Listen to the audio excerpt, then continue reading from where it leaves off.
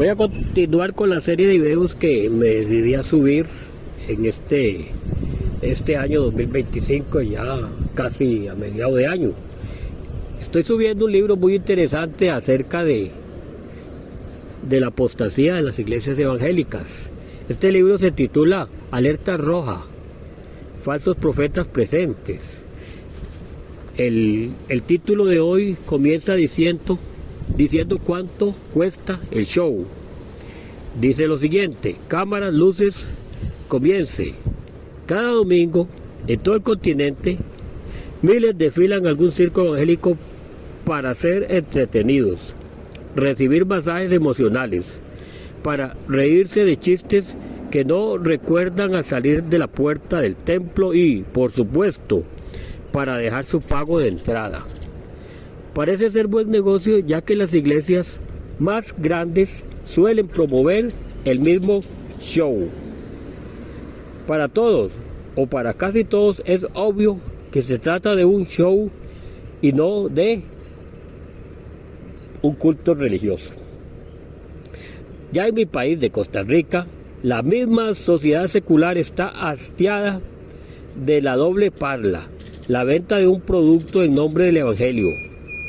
En primera plana de La Nación, nuestro periódico de más cobertura, salió una fuerte crítica hacia Jonás González y su ministerio de enlace por prometer bendiciones de Dios a cambio de ofrendas y dinero. Y eso también en la televisión han salido muchos programas hablando de este asunto. Eso lo digo yo, no está aquí escrito. Sigue diciendo el libro: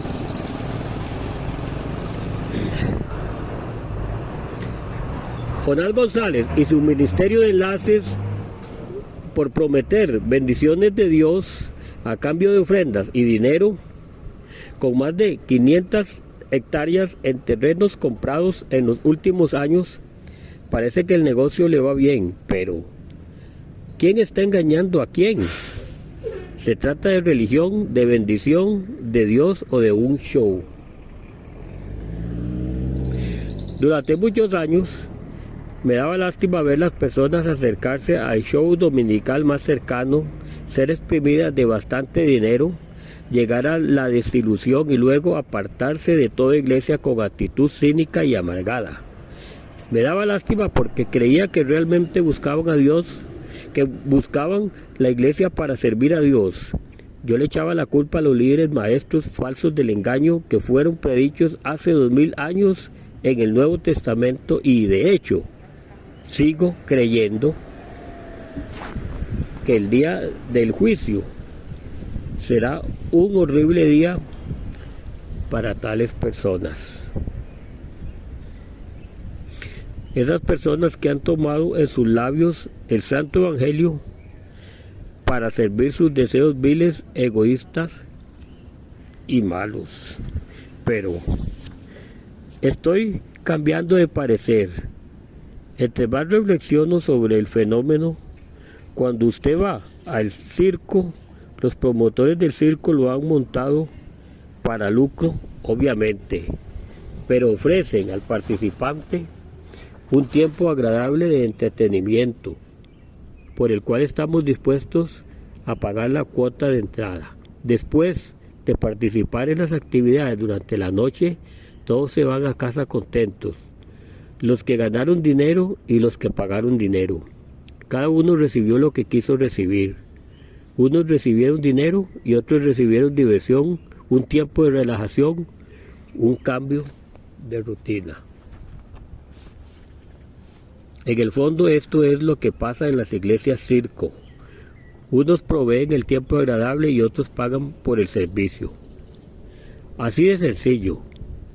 El grupo de música, los motivadores, los predicadores invitados y por sobre todo el pastor principal, todos enfocan en proveer una experiencia agradable por la cual muchos están dispuestos a pagar, y pagar bien. Hace poco me contaron de un líder de show que complació tanto a la congregación que estaban dispuestos a cubrirlo en dinero. Literalmente lo cubrieron con billetes. Nuestra conclusión podría parecerle un poco crasa a aquellos que aún no quieren aceptar la realidad, pero acepto el reto. Vamos a comparar lo que pasa en los modernos circos evangélicos y lo que Dios manda hacer en la iglesia. Comencemos por lo más obvio, la predicación de la palabra. Cualquier análisis superficial nos lleva forzosamente a la conclusión que los circos están muy lejos de cumplir con el ejemplo apostólico, el cual es predicar solo el consejo o la palabra de Dios. Eso lo encontramos en Hechos 20:27. La agenda usualmente incluye textos sacados fuera de su contexto original o peor aún, textos retorcidos para decir totalmente otra cosa. Pero si rehuyen a la erudición, los anfitriones se esmeran en la creatividad. No dejo de maravillarme de todos los pasajes en la Biblia que realmente enseñan la prosperidad a cambio de sembrar mi semilla de fe. El disco rayado nunca se sale de su mismo mensaje. Lejos de todo el consejo de Dios, lo que tenemos es un solo consejo de Dios: ofrende. Si la palabra de Dios no se predica como se debiera, tampoco hay oraciones como Dios manda. En el día de Pentecostés el fruto de la conversión era el deseo de oír la doctrina de los apóstoles, el deseo de la comunión y por los sacramentos, y el deseo de orar juntos por sus necesidades. Hechos 2:42. Pero las oraciones no caben en las iglesias circo, porque el actor principal no es Dios sino el payaso al frente. Si Dios es invocado es para que haya muchas ofrendas, pero las necesidades reales de la congregación no tienen lugar, es más, están fuera de lugar. Esto es un show. A nadie le interesan los problemas del otro. He oído muchas quejas de individuos que salen de su iglesita local para pasarse a la gran mega iglesia donde realmente se alaba a Dios. Léase, realmente entretienen o me entretienen. Pero al llegar una necesidad personal y cuando intentan buscar al pastor nunca pueden reunirse con él. Son enviados a otros líderes que ni siquiera los conocen y padecen de la misma enfermedad que el pastor principal, la avaricia. Pero, ¿por qué es esta decepción? No entienden que el pastor no es un pastor, es un showman, nada más. Claro, los sencillos se confunden cuando le llaman pastor, pero ¿por qué a nadie le cuesta discernir entre un futbolista de verdad y un charlatán? Pero nos cuesta tanto discernir entre un pastor y un charlatán. En todo caso, los circos se diferencian de las iglesias al no tener un espacio verdadero para la oración congregacional. Hay otro aspecto importante en que se diferencia el circo del culto bíblico. Cuando Jesús predicaba en muchas ocasiones, el resultado de sus mensajes no era aleluya. Los fariseos juntaban piedras para matarlo. Juan 10:31. Las multitudes lo abandonaron. Juan 6:66. El mismo Pedro lo reprendía. Marcos 8:32. Zaqueo se humilló, confesó sus pecados y prometió restaurar lo que había quitado injustamente. Lucas 19:8. El joven rico se fue triste. Lucas 18:23. Vemos lo mismo en el ministerio de los apóstoles, donde quiera que fuera Pablo, algunos creían, pero muchos se rebelaban contra la exposición directa de la palabra de Dios. Pablo dijo que no llegó con palabras elocuentes de sabiduría o de poder, sino que el sencillo mensaje de Cristo crucificado.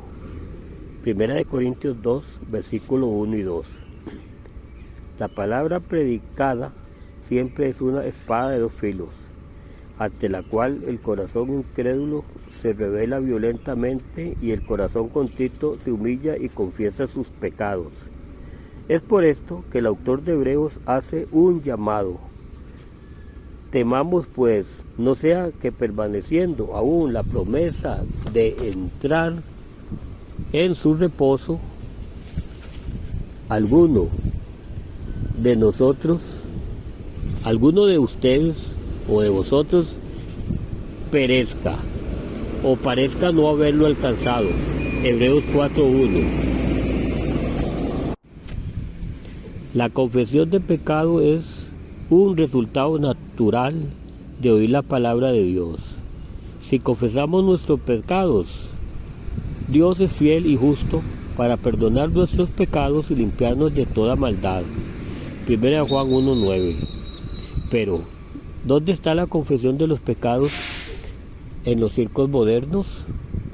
Hace algún tiempo estaba discutiendo este punto con una joven, miembro de una de esas iglesias locales, de esas mega iglesias locales. Siendo una persona inteligente, había asimilado totalmente su mensaje. Cuando le pregunté cómo se sentía la gente cuando Jesús predicaba, ella respondió inmediatamente: se sentía muy bien. Todo su concepto de culto, de la predicación, de todo el evento dominical giraba en torno a una experiencia emocional bonita. No cabía en su cabeza que el resultado de un sermón no debiera ser sentirse bien. La confesión, elemento tan principal en el culto de la iglesia histórica durante todos los siglos, hoy no encuentra ningún lugar en los circos evangélicos modernos.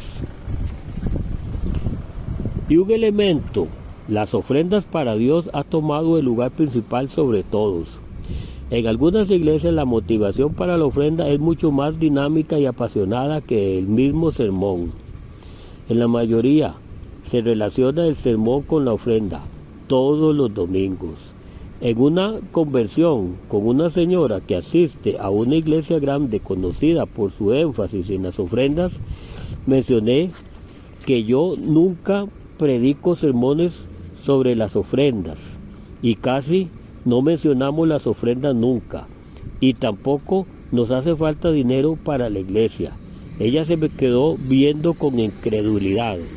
Su concepto de la religión está tan moldeado por la idea del trueque que no puede conceptualizar un culto que no promete remuneración financiera por cumplimientos cúlticos. Léase siembra de fe. En la historia de la iglesia, de acuerdo a la sana doctrina bíblica, las ofrendas eran recogidas como nuestra gratitud para con Dios, muestra de nuestro reconocimiento de su bondad.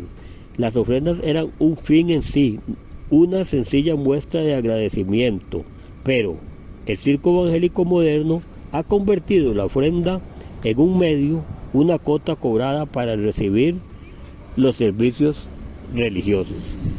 Voy a hacer una pausa yo aquí, porque realmente esto que está hablando aquí este hermano Green, que ya me di cuenta por lo que estoy leyendo, porque este libro yo hace un tiempo lo compré y no lo había leído, ni siquiera lo había leído el prefacio.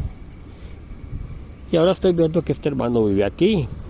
Este hermano debe ser un norteamericano, de muchos de los que viven aquí en mi país, porque mi país es uno de los lugares donde vive más gente de Estados Unidos. Creo que toda América Latina. Y entonces este hermano parece ser un norteamericano y tiene razón en todo lo que dice. Es de la vieja escuela como yo, de la sana doctrina, de los de hueso colorado, como dice Gary Lee. Y realmente me siento muy contento porque este libro es escrito aquí por un hermano que reside aquí, y gracias al Señor, porque yo no había hojeado este libro, y ahora que lo estoy hojeando, o sea, lo estoy subiendo y lo estoy hojeando. Y sí, yo estuve una vez en una de esas iglesias, en una de esas mega iglesias Y todo lo que este hermano está diciendo ahí, yo lo vi. Cuando yo, ya antes de salir de esa iglesia, tuve un gran problema y el pastor no me atendió. Me mandaron con otro, con un copastor o no sé qué. Por cierto, ese copastor ahora, tiempo después, le dio un golpe de estado, diría yo, ¿verdad? Y le hizo una división y se quedó con una iglesia que habían levantado ese grupo. Muchos más o menos se imaginan de quiénes estoy hablando. Y sí, todo lo que dice aquí mi hermanito Guillermo Green está en toda la razón. Le doy el 100% de verificación o de consentimiento. O sea, tiene razón. El hermano tiene razón. Entonces, continúo leyendo aquí y dice: la diferencia enorme no debe escaparnos. Al convertir la ofrenda en medio, el culto evangélico moderno ha introducido el principio de obras como parte del evangelio. Los padres reformadores nos ayudaron a ver que la Biblia enseña que la fe sola en Jesucristo solo es el único medio que Dios ha dado para recibir su salvación y sus bendiciones. Al introducir cualquier otra cosa fuera de la fe en Cristo, se vuelve a la esclavitud de los rudimentos de este mundo, al paganismo que da para recibir a los legalistas fariseos. Claro, los promotores modernos del circo evangélico nunca han oído de los deformadores ni han estudiado el libro de Gálatas. Por tanto, no debe sorprender que cobren a voz en cuello la debida cuota por sus servicios. Después de todo, esto no tiene nada que ver con buena teología. Simple y sencillamente es un show. Sí, cuando yo me criaba en mi niñez, era muy lindo, no había esta apostasía, como ya lo dije, lo repito. Esta apostasía empezó a entrar precisamente de Estados Unidos. Yo me acuerdo cuando llegaron unos norteamericanos a una iglesita en que yo asistía y llegaron con, precisamente al finalizando el año, la década del 70, llegaron con esas nuevas revelaciones, esa doctrina, y después de eso yo continué viendo en muchas iglesias cómo cada día la apostasía se iba incrementando, y al final, por allá por los años 2000, ya comenzó el relajo de la doctrina de la prosperidad, y lo voy a hablar. Eso vino de Colombia, o sea, no, vino de Colombia, pero en realidad no vino de Colombia, eso vino de Estados Unidos. Creo que fue por Kenneth Copeland. Creo que lo trajo Kenneth Copeland. Algunas personas fueron allá, tales como el colombiano César Castellanos, y después Guido Luis Núñez y otros más ahí que mejor no menciono más porque después me voy a comprometer, pero yo sé cómo entró. Yo tengo una pequeña pista de cómo entró la doctrina de la prosperidad aquí en mi país. Y yo en ese año precisamente me fui a una mega iglesia, erróneamente, me fui a una mega iglesia, y tiempo después ya me di cuenta, me fui dando cuenta, el Espíritu Santo me fue advirtiendo, me fue alertando de que algo andaba mal. Y me salí de ahí. Simple y sencillamente me salí, y hoy puedo yo decir que realmente lo que dice aquí mi hermano Guillermo Green es completamente verídico. Y entonces sigue diciendo aquí el libro: pero no todo está bien bajo la gran carpa. No todos están felices y contentos. Cantidades grandes de personas se aburren, se decepcionan y se van. Por más trucos que inventen los payasos, por más novedades que sueñen, siguen perdiendo a muchos. Confieso que no entiendo el por qué los clientes se les van. Cuando están asistiendo, todos defienden su circo con vehemencia, afirmando que es el mejor de la ciudad. pero de pronto dejan de asistir manifestándose actitudes de cinismo y amargura. ¿Qué está pasando? Dientes y conformes no es todo. Cuando uno va a un restaurante, todo es nuevo, la comida es diferente y sigue yendo durante un tiempo. Después de algún tiempo ya usted ha probado todo el menú. Tal vez le sirvieron algún plato que no le gustó mucho. Una noche el servicio estaba mal y bueno, deja de ir ahí. Así pasa con los circos evangélicos. Al principio todo es nuevo, diferente, chistes nuevos, se tocan las emociones de una forma nueva, pero después de algún tiempo todo se vuelve viejo y seguir pagando por el mismo show mes tras mes y año tras año, pues pierde sentido. ¿No es cierto?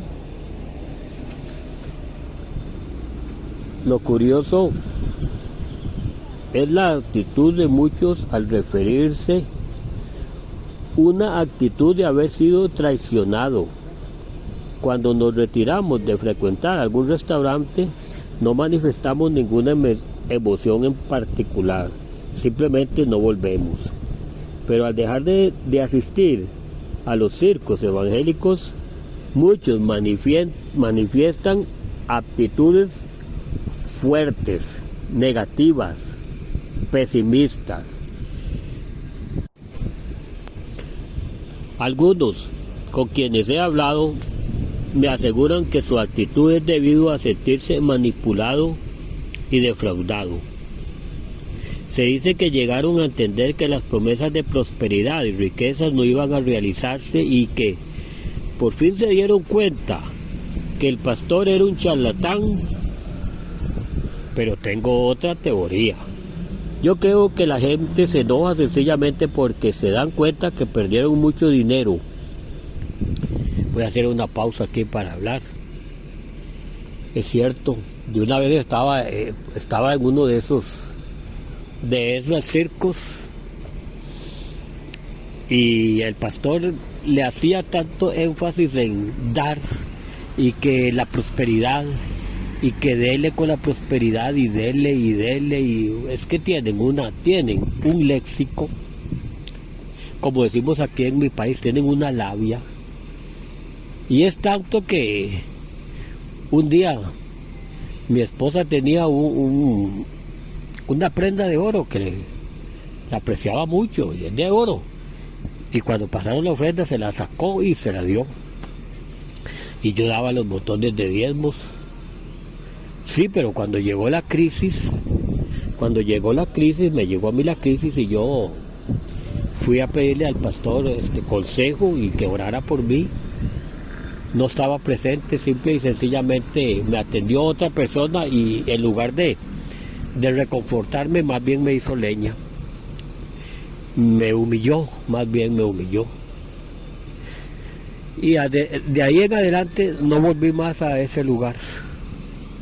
A un hermano mío en una de esas congregaciones le había costado un carrito y lo donó el carrito, porque él estaba convencido de que si él donaba un carrito, eso le había dicho, el Señor le iba a dar muchísimo más, y hoy por hoy perdió el matrimonio, entregó la casa, vive arrimado en un lugar donde no tienen pensión. Mi hermano perdió la casa, no tiene pensión, está completamente arruinado, pero él estaba ahí. Y no voy a dar el nombre del pastor que lo manipulaba, ¿no? Pero ahí está el pobre, y por lo menos yo tengo pensión, pero él no es pensionado, él vive de la caridad de unos amigos, vive en la casa de un amigo, porque perdió su hogar, perdió su matrimonio, lo perdió todo. Pero no ha perdido la vida. Ahí tiene la vida, y con la vida hay salvación, y ya él recapacitó. Claro que antes de eso anduvo en apostasía, anduvo con un grupo apóstata. Porque eso es lo que pasa, amigos y hermanos, cuando una persona cae en esas pseudo iglesias, en esas mega iglesias donde no se predica el evangelio, sino que son mercaderes de la avaricia, muchas personas salen de ahí, pero como son inmaduros, como son bebés espirituales, o se tiran al mundo completamente o se van a una secta, que es lo mismo, tirarse al mundo e irse a una secta, como mi hermano se fue con los judaizantes, y ahí estuvo mucho tiempo y yo dándole leño, ¿verdad?, con la palabra de Dios, y creo que ya dejó eso porque ya yo he ido a donde él vive y ya no me habla más de eso. Y eso es lo que pasa, y muchas personas se han ido al mundo.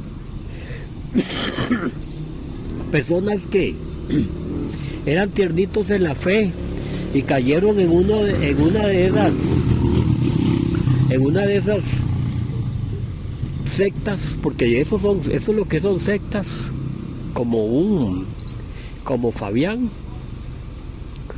Ahí cayó y ahora anda peor que como era el pobre. Y no solo él, sino muchos. Aquí pasaría horas de horas hablándoles yo, diciéndoles tantas personas que se han ido al mundo por causa de esos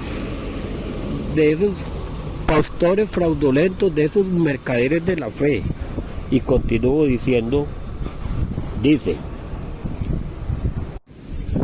¿pero qué está pasando? ¿Por qué los clientes están inconformes? Cuando uno va a un restaurante, todo es nuevo. Pero yo estaba leyendo más adelante. Dice, lo curioso es la actitud de muchos al retirarse. Repito, lo curioso es la actitud de muchas personas al retirarse. Una actitud de haber sido traicionado. Cuando nos retiramos de frecuentar algún restaurante, no manifestamos ninguna emoción en particular, simplemente no volvemos. Pero al dejar de asistir a los circos evangélicos, muchos manifiestan actitudes fuertes, negativas y pesimistas. Yo creo que la gente se enoja sencillamente porque se dan cuenta que perdieron mucho dinero al pagar la cuota del circo domingo tras domingo por algo tan pasajero. Les da cólera. Después de algún tiempo están enojados consigo mismos por ser tan tontos. Pero eso no lo pueden decir, por tanto inventan excusas echando la culpa a otros. Pero cualquiera se enoja si bota cantidades grandes de dinero creyendo comprar algo que realmente no trae ningún beneficio. El que gasta mucho dinero en apuestas sin ganar nada, al día siguiente está muy arrepentido y probablemente enojado consigo mismo. Lo mismo pasa con los que dieron tanto dinero al payaso sin recibir nada duradero. Se enojan y se van. Entonces, dice aquí el libro, tengo la solución. En el tiquete de entrada, los circos evangélicos deben imprimir: la cuota de entrada cubre únicamente los servicios entregados. No se aceptan reclamos. De esta manera, todos estarán claros. El showman entrega los servicios, un buen show, un tiempo de relajamiento, chistes, todo por una cuota. Usted paga lo que vale el show. De antemano las condiciones están claras y no se aceptan reclamos. Se predica hoy otro evangelio. Existe el evangelio verdadero y existe un antievangelio. Existe el Cristo verdadero y existe un anticristo. Existe el Dios verdadero y existen los dioses falsos. Durante la historia de la Iglesia, desde tiempos antiguos, Algunos han introducido los antievangelios dentro del seno de la iglesia. Pablo luchó con este problema con los Gálatas. Pablo reprende a los cristianos en esa ciudad por haberse alejado del verdadero evangelio, por haberse alejado del mensaje de la gracia de Dios que es en Cristo. En Gálatas 1, en el versículo 6, se dejaron llevar por algunos que los estaba engañando. Por eso apenas comenzando su carta, Pablo dice: mas si aún nosotros o un ángel del cielo os anunciare otro evangelio diferente del que os hemos anunciado, sea anatema. Como antes hemos dicho, también ahora lo repito: si alguno os predica diferente evangelio del que habéis recibido, sea anatema.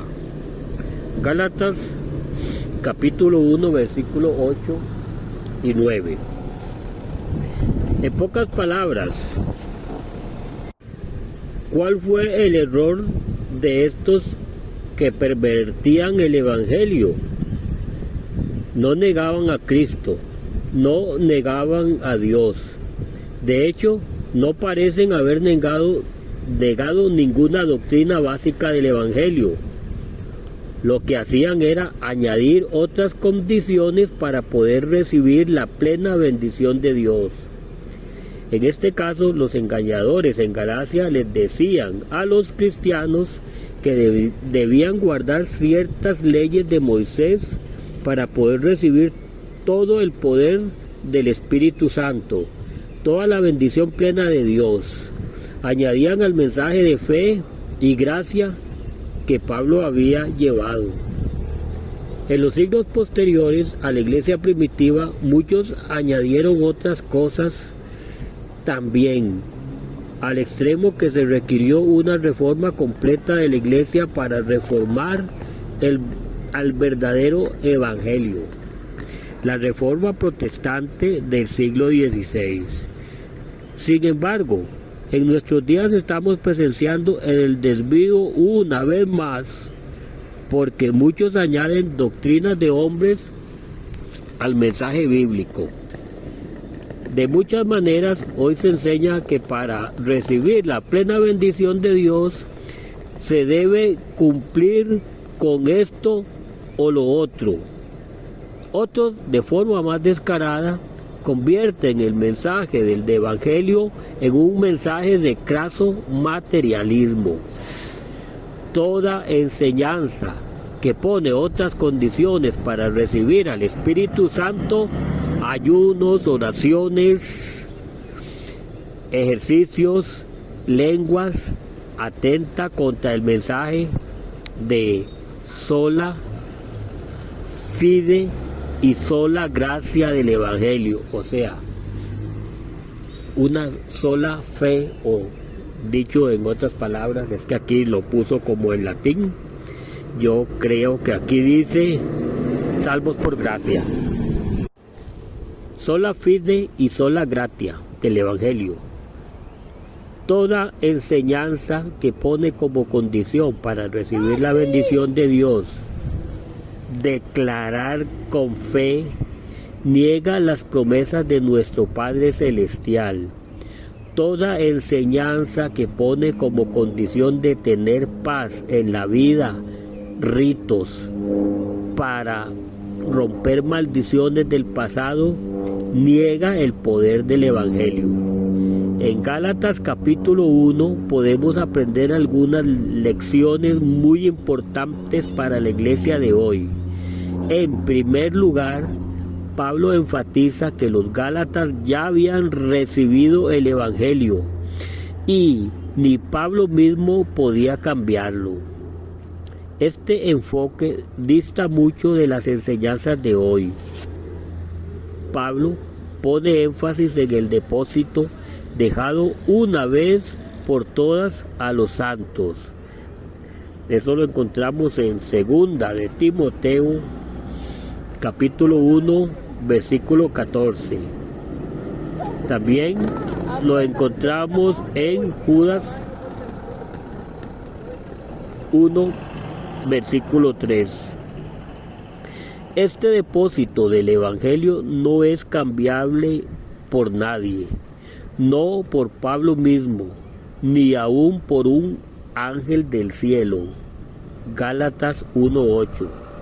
Creo que las implicaciones de esta gran verdad deben impactar nuestras iglesias hoy de una forma más profunda. Lo que Pablo destaca es lo objetivo del Evangelio. El Evangelio no es abierto a diversas interpretaciones, no acepta que otros agreguen o quiten. Es un depósito dejado y goza de objetividad divina. El anatema, o sea, la maldición de Dios, estará sobre cualquiera que tergiverse o pervierta este depósito.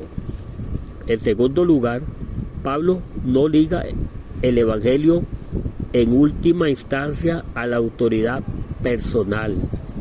Aunque Pablo en sus cartas apela a su apostolicidad, aquí en Gálatas Pablo destaca el hecho de que hay una autoridad superior a toda persona, aún a él mismo. La predicación inspirada y las escrituras inspiradas, el Antiguo Testamento y los libros del Nuevo Testamento, que ya hubiera tenido mayor autoridad para Pablo que sus propias opiniones personales. Encontramos este mismo respeto en Pedro, quien comenta sobre las cartas inspiradas de Pablo y las pone a la par de las otras escrituras, las cuales algunos tuercen para su propia perdición, dice él, ¿verdad? Los apóstoles, como personas, no eran infalibles. Pero qué curioso, ¿verdad? Qué curioso o qué mentira. El sumo pontífice de Roma es infalible, según ellos. ¡Qué falacia! Como Pablo les recuerda a los mismos Gálatas cuando habla de la vez que tuvo que reprender a Pedro, eso lo encontramos en Gálatas 2:11. Entonces, si Pedro tuvo que ser reprendido, y según el Vaticano, el Papa es infalible, a ese que llaman Papa, la verdura. Y entonces, si el mismo Pedro era un hombre sujeto a pasiones y no era infalible, como lo podemos ver muchas veces en la palabra de Dios, y aquí en Gálatas 2:11, cuando el mismo Pablo lo tuvo que reprender porque estaba actuando hipócritamente. Y entonces, si Pedro era un hombre sujeto a pasiones igual que usted y que yo, ¿por qué el que llaman Papa es infalible? Amigos católicos, eso es una grandísima mentira que los pobres religiosos que tienen la mente cauterizada se la creen. Por eso es que debemos de predicar el Evangelio a tiempo y fuera de tiempo. Lo infalible fue su testimonio, eso sí. Lo infalible de Pedro fue su testimonio. Pero él, al igual que todos nosotros, al igual que David, y al igual que Abraham y Moisés y todos pecamos, todos. Por eso Romanos 3:23 dice: por cuanto todos pecaron y están destituidos de la gloria de Dios. Todos somos pecadores, pero una cosa es ser pecador arrepentido y otra cosa es ser un inconverso, un impío, que le gusta darle rienda suelta a los deseos de la carne, de la vista y de los oídos. Eso es diferente. Y continúo aquí leyendo porque si no ya voy a dejar el libro por estar dando mis propias opiniones. Hoy encontramos una tendencia perniciosa de creer con base en el personaje, no en su fidelidad a las escrituras. Le creemos a cualquiera que diga, recibí una palabra de Dios, ignorando la verdadera palabra de Dios. Son los niños ingenuos que son secuestrados por adultos que dicen que tienen un dulce o una sorpresa para ellos. Esto es una metáfora, está hablando ahí como lo habla Pablo en primera de Corintios capítulo 3. Asimismo, son los inmaduros en la fe que están siendo secuestrados por los falsos maestros, pero no tenemos razón de ser inmaduros, sino que ya muchos debemos ser maestros porque tenemos la palabra de Dios entre nosotros. Eso lo podemos ver en Hebreos 5, versículos 11, 12, 13 y 14. Cuando los falsos apóstoles y falsos profetas de la televisión o de las grandes campañas hablan de sus propias visiones y su propia autoridad, dan evidencia de que están bajo el anatema de Dios. Nadie necesita mayor autoridad de lo que ya está escrito.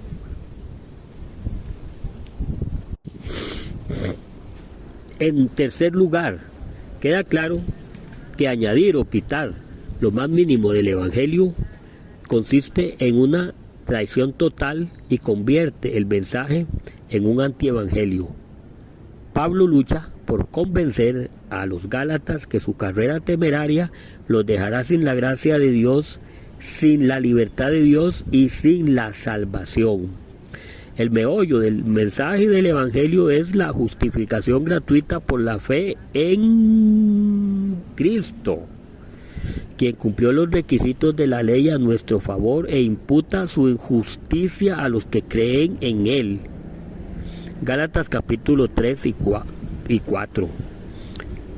Y el resultado del verdadero Evangelio es la verdadera libertad. Gálatas capítulo 5 y 6. En pocas palabras, es imprescindible estar seguro que tenemos el verdadero Evangelio si estamos siguiendo otro Evangelio, no solo engañados, sino estamos en grave peligro. Yo acostumbro preguntarle a las personas, ¿para usted qué es el Evangelio? Increíblemente, la mayoría de las personas que se autoidentifican como evangélicas no pueden contestar esta sencilla pregunta mejor que los católicos o los ateos. Demasiado pocas personas tienen una noción clara del Evangelio, las buenas nuevas de Dios. Muy probablemente esto constituye a lo fácil que ha sido engañar a poblaciones enteras con el antievangelio que tanto se está promoviendo hoy. Es importante recalcar que la verdadera libertad está ligada al verdadero evangelio. Muchos pastores hemos tenido que enderezar o rescatar personas dañadas por los falsos evangelios y no es fácil. Pero una vez que las personas encuentran la verdadera libertad de la justificación completa, la reconciliación con Dios con base en la obra completa de Cristo, la seguridad de que el Espíritu de Dios me acompaña en todo momento, estas personas se preguntan, ¿cómo puede ser posible que me engañaran tan fácilmente? Muchos, bueno, mejor no. Iba a comentar, pero no. Si me pongo a comentar, no termino. Y continúa aquí el libro diciendo, creo que una de las respuestas a la última pregunta es porque los que hemos sido iluminados por la gracia de Dios para recibir el verdadero evangelio somos cobardes y miedosos frente a las luces y la bulla de los falsos maestros. Como la tortuga, nos hemos metido dentro de nuestras conchas solo esperando que no nos dañen a nosotros, sin pensar en un mundo entero que está siendo perjudicado. Es hora de despertarnos. Es hora de tomar conciencia de las multitudes que no tienen acceso a la verdad y cuya salvación misma peligra. Es hora de pensar en los muchos esclavizados a un Dios falso, a un anticristo, por medio de un antievangelio. Pablo habla en su carta a los Gálatas recordándoles que Cristo murió para librarnos del presente siglo malo. Solo Cristo, solo el Evangelio, solo Dios nos puede librar de este siglo malo. Si no estamos 100% seguros de que tenemos a Cristo por medio del Evangelio verdadero, no deberíamos descansar hasta tener esa seguridad. Si no estamos 100% seguros de que estamos predicando el verdadero Evangelio, no debemos subir a otro púlpito hasta tener esa seguridad. Hay un Evangelio verdadero, objetivo y real. Hay también un anatema venidero, objetivo y real. Hasta aquí llega la lectura de hoy, pero antes quiero compartir un versículo bíblico que se me vino a la mente y dice: porque se levantarán falsos cristos y falsos profetas y harán grandes señales y prodigios, de tal manera que engañarán, si fuere posible, aún a los escogidos.